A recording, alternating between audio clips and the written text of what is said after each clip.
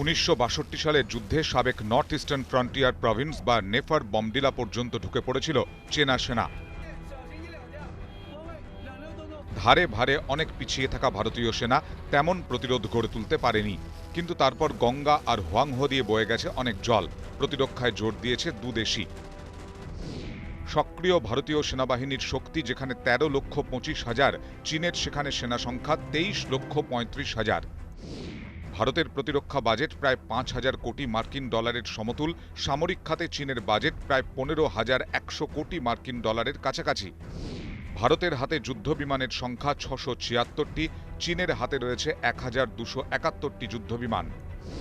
ভারতের কাছে আছে 27টি অ্যাটাক হেলিকপ্টার, চীনের হাতে রয়েছে 206টি অ্যাটাক হেলিকপ্টার।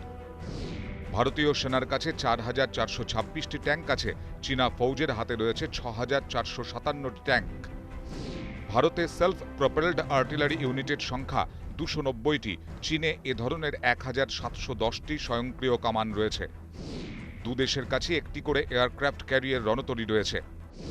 ভারতীয় নৌসেনার কাছে 2টি পরমাণু শক্তিতে চালিত সাবমেরিন রয়েছে, চীনের আছে 7টি পরমাণু submarine.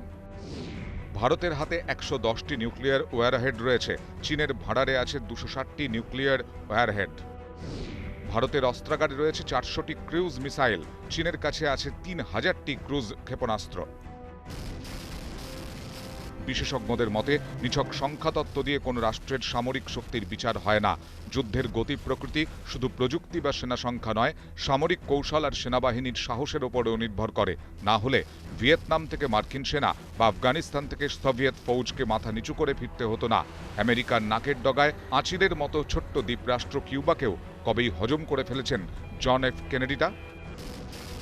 Bureau report, ETV News Bangla.